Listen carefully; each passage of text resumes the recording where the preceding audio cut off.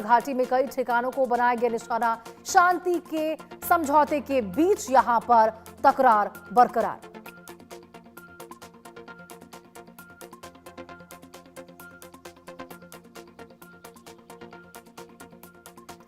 Hezbollah के ठिकानों को बनाया गया निशाना। लगातार धमाकों से दहली पूरी बेका घाटी। तनाव के बीच जारी रहेगी अमेरिका ईरान वार्ता। दोनों देशों ने बातचीत पर सहमति जताई। यूएन में ईरान ने अमेरिका को घेरा। अखाड़े में अमेरिकी ठिकानों पर उठाए सवाल। यूएन दूत बोले बढ़ रही है क्षेत्रीय असुरक्षा। पीओके के नेता का पाकिस्तान पर बड़ा हमला। पाकिस्तानी सेना पर आतंक फैलाने का आरोप लगाया।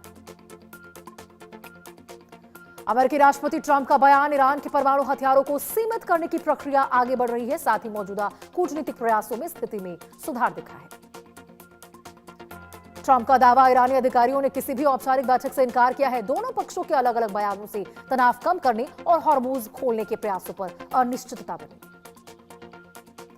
ईरान ने अपने दिवंगत सुप्रीम लीडर अली खामनेई के अंतिम समारोह के लिए कांग्रेस अध्यक्ष मल्लिकार्जुन खड़गे, सलमान खुर्शीद और पवन खेड़ा को न्योता भेजा।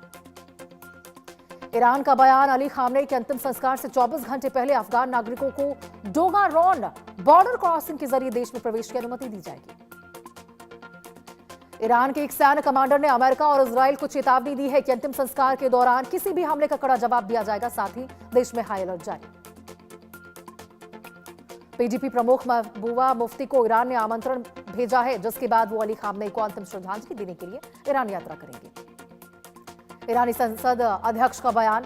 ईरान अंतर्राष्ट्रीय परमाणु ऊर्जा एजेंसी के निरीक्षकों को बमबारी से प्रभावित परमाणु स्थलों पर पहुंचने की अनुमति नहीं देगा। ईरान के उप विदेश मंत्री ने बहरीन में हुए क्षेत्रीय सुरक्षा सम्मेलन की आलोचना की है। स्ट्रेट ऑफ हॉर्मुज ईरान के अधिकारिक क्षेत्र में आता है और पश्चिमी देश सुरक्षा ढांचे को नियंत्रित नहीं कर सकते। एमटी सांगार हेराल्ड नाम का कच्चे तेल का टैंकर इराक से यात्रा पूरी करके सुरक्षित रूप से ओडिशा के पारादीप पोर्ट पर पहुंचा है और सफलतापूर्वक डॉक किया गया। पाकिस्तान का बयान कि कतर के साथ मिलकर उसके मध्यस्थों ने दोहा में अमेरिका और ईरान के प्रतिनिधियों से अलग अलग बैठकें की हैं, जिनमें कई मुद्दों पर सकारात्मक प्रगति दर्ज की गई।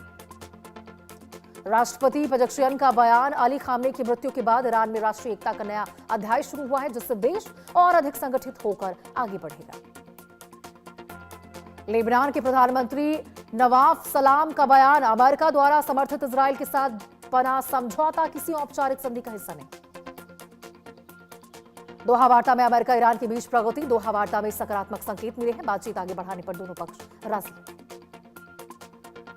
यूक्रेन पर रूस का एक और बड़ा हमला। ज़पोरिज़िया के खाद्य प्रोसेसिंग प्लांट पर एयर स्ट्राइक। ड्रोन अटैक से दहला इराक। इराक में फिर गूंजे धमाकों की आवाज। ड्रोन हमले से मिडिल ईस्ट में बढ़ा तनाव।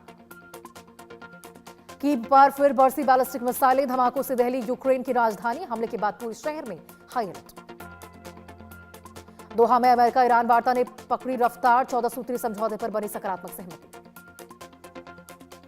दोहा में वार्ता को लेकर जेडी वेंस का बड़ा बयान। जेडी वेंस बोले बातचीत अच्छी चल रही है। संसद स्पीकर गालिवाफ का बड़ा बयान। बमबारी वाली जगहों पर पहुंच से इनकार किया। आईएई निरीक्षकों के दावे को खारिज किया। खबरों में आगे बढ़ते और इस वक्त आपको दक्षिणी लेबनान से